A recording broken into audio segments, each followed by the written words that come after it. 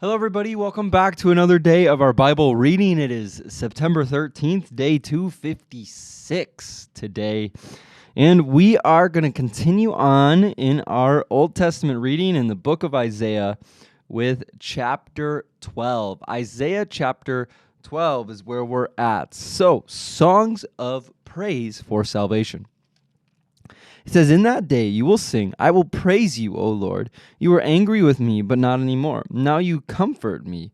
See, God has come to save me. I will trust in him and not be afraid. The Lord God is my strength and my song.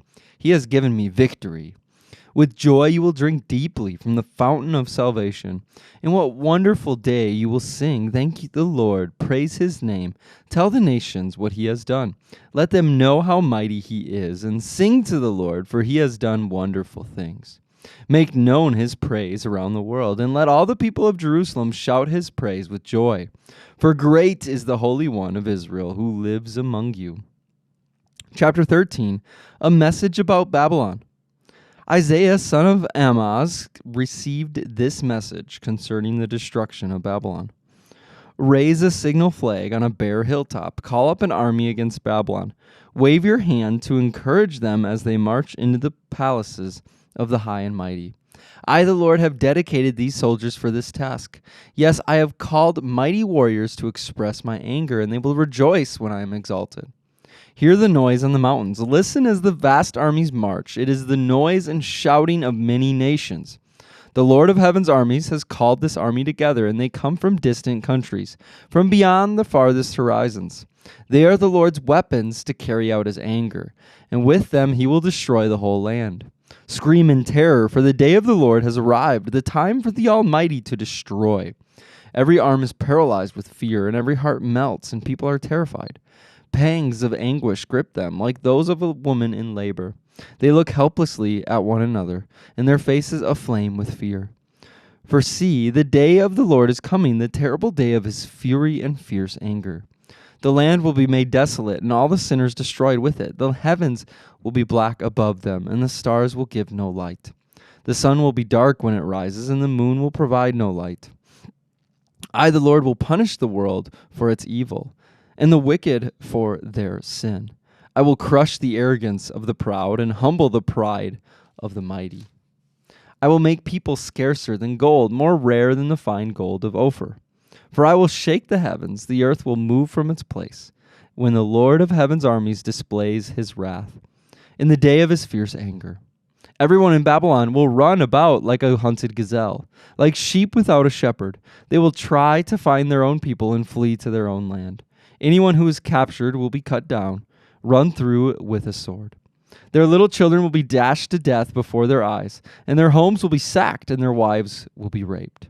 Look, I will stir up the Medes against Babylon. They cannot be tempted by silver or bribed with gold. The attacking armies will shoot down the young men with arrows, and they will have no mercy on helpless babies, and will show no compassion for children. Babylon, the most glorious of kingdoms, the flower of Chaldean pride, will be devastated like Sodom and Gomorrah when God destroyed them. Babylon will never be inhabited again, and it will remain empty for generation after generation. Nomads will refuse to camp there, and shepherds will not bed down their sheep. Desert animals will move into the ruined city, and the houses will be haunted by howling creatures. Owls will live among the ruins, and wild goats will go there to dance. Hyenas will howl in its fortresses, and jackals will make dens in its luxurious palaces. Babylon's days are numbered. Its time of destruction will soon arrive." Chapter 14, a taunt for Babylon's king. "But the Lord will have mercy on the descendants of Jacob, and he will choose Israel as his special people once again. He will bring them back to settle once again in their own land, and people from many different nations will come and join them there and unite with the people of Israel. The nations of the world will help the people of Israel to return, and those who come to live in the Lord's land will serve them. Those who captured Israel will themselves be captured, and Israel will rule over its enemies. In that wonderful day when the Lord gives his people rest from sorrow and fear, from slavery and chains, you will taunt the king of Babylon. You will say, 'The mighty man has been destroyed. Yes, your insolence is ended. For the Lord has crushed your wicked power and broken your evil rule. You struck the people with endless blows of rage and held the nations in your angry grip with unrelenting tyranny. But finally, the earth is at rest and quiet. Now it can sing again. Even the trees of the forest, the cypress trees and the cedars of Lebanon sing out this joyous song. Since you have been cut down, no one will come now to cut us down. In the place of the dead, there is excitement over your arrival. The spirits of the world leaders and mighty kings long dead stand up to you. With one voice they all cry out, now you are as weak as we are. Your might and power were buried with you.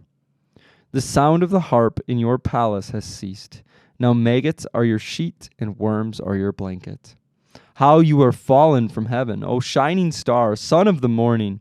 You have been thrown down to the earth, you who destroyed the nations of the world. For you said to yourself, I will ascend to heaven and set my throne above God's star. I will preside on the mountain of God's far away in the north. I will climb to the highest heavens and be like the Most High. Instead, you will be brought down to the place of the dead, down to its lowest depths. Everyone there will stare at you and ask, can this be the one who shook the earth and made the kingdoms of the world tremble? Is this the one who destroyed the world and made it into a wasteland? Is this the king who demolished the world's greatest cities and had no mercy on his prisoners? The kings of the nations lie in stately glory, each in his own tomb. But you will be thrown out of your grave like a worthless branch, like a corpse trampled underfoot. You will be dumped into a mass grave.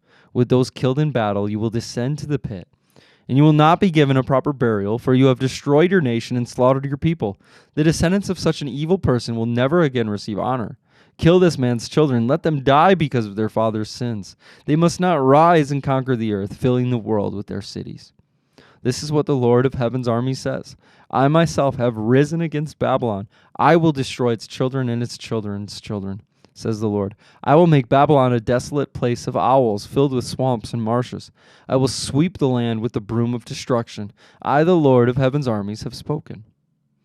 A message about Assyria. The Lord of heaven's armies has sworn this oath. It will happen. It will all happen as I have planned. It will be as I have decided. I will break the Assyrians when they are in Israel. I will trample them on my mountains, and my people will no longer be their slaves, nor bow down under their heavy loads.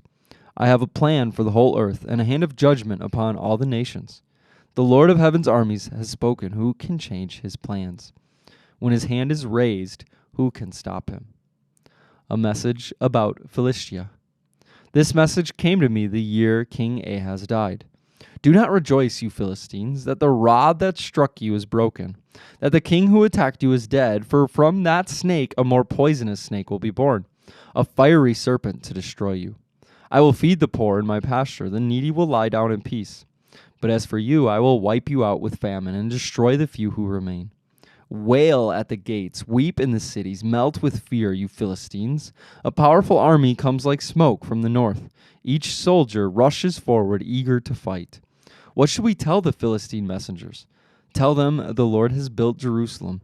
Its walls will give refuge to his oppressed people. All right, we'll pick up in chapter 15 of Isaiah tomorrow as we continue on in that book. And then we turn and we read, let's see, I believe we're going to finish 2 Corinthians today. So 2 Corinthians chapter 13. And then we turn to one of my favorite New Testament epistle, Galatians, but that'll be tomorrow. So 2 Corinthians chapter 13, Paul's final advice. This is the third time I am coming to visit you, and the scriptures say the facts of every case must be established by the testimony of 2 or 3 witnesses. I have already warned those who had been sinning when I was there on my second visit. Now I again warn them and all the others, just as I did before. The next time I will not spare them. I will give you all the proof that you want that Christ speaks through me. Christ is not weak when he deals with you. He is powerful among you. Although he was crucified in weakness, he now lives by the power of God. We too are weak, just as Christ was. But when we deal with you, we will be alive with him and will have God's power. Examine yourselves to see if your faith is genuine. Test yourselves. Surely you know that Jesus Christ is among you, and if not, you have failed the test of genuine faith. As you test yourself, I hope you will recognize that we have not failed the test of apostolic authority. We pray to God that you will not do what is wrong by refusing our correction. I hope we won't need to demonstrate our authority when we arrive. Do the right thing before we come, even after it makes it even if that makes it look like we have failed to demonstrate our authority. For we cannot oppose the truth, but must always stand for the truth. We are glad to see some weak if it helps show that you are actually strong. We pray that you will become mature. I am writing this to you before I come, hoping that I won't need to deal severely with you when I do come. For I want to use the authority the Lord has given me to strengthen you, not to tear you down. Paul's final greetings. Dear brothers and sisters, I close my letter with these last words. Be joyful, grow to maturity, encourage each other, live in harmony and peace. Then the God of love and peace will be with you. Greet each other with a sacred kiss.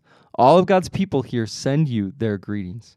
May the grace of the Lord Jesus Christ, the love of God, and the fellowship of Holy Spirit be with you all. All right, that is 2 Corinthians. All done. One more book down. I wonder how many we are at. We are obviously more than halfway through, but of the 66, we got to be doing pretty good now, which is exciting. So we're going to carry on in the reading of Psalms again, right? We're on chapter 57 as we go back through them. So we'll read chapter 57 today. So for the choir director, a psalm of David regarding the time that he fled from Saul and went into the cave to be sung to the tune, Do Not Destroy. Have mercy on me, O God, have mercy. I look to you for protection. I will hide beneath the shadow of your wings until the danger passes by. I cry out to God Most High, to God who will fulfill his purpose for me.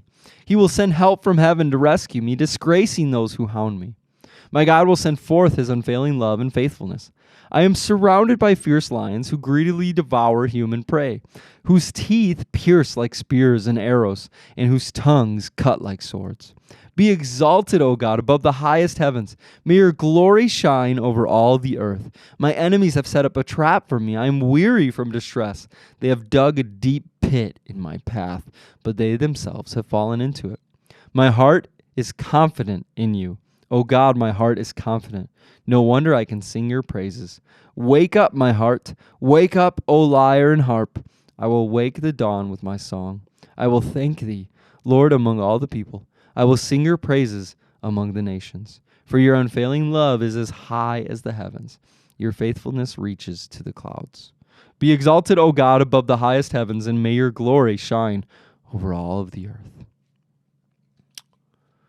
All right, and then we find in our proverb of the day, so we're in Proverbs 23, and we are reading 9 through 11 today. It says, Don't waste your breath on fools, for they will despise the wisest advice.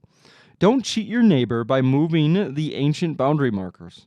Don't take the land of defenseless orphans, for their Redeemer is strong. He himself will bring their charges against you.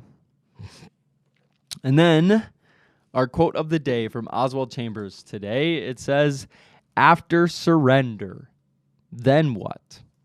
The greatest crisis we ever face is the surrender of our will. Yet God never forces a person's will into surrender, and he never begs. He patiently waits until that person willingly yields to him. And once that battle has been fought, it never needs to be fought again.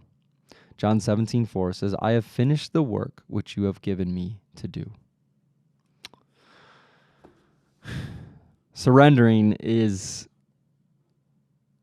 one of the most powerful things that we can do to Jesus.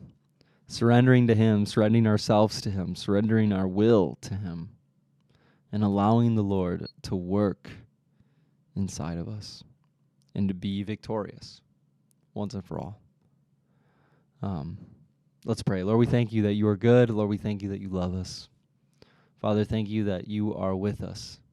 So, Father, right now I just pray that as your word continues to cover us and your word continues to grow stronger and stronger in our lives, Father, that we will surrender more and more. We will surrender more of ourselves to you. We will be more obedient, Lord. We will hold on to fewer and fewer things and cling to the gospel. Cling to the victory that we have in Jesus. Lord, we love you and we praise you. In Jesus' name we pray. Amen. All right, everybody, I hope you have a wonderful day, and we will see you again tomorrow. Bye, guys.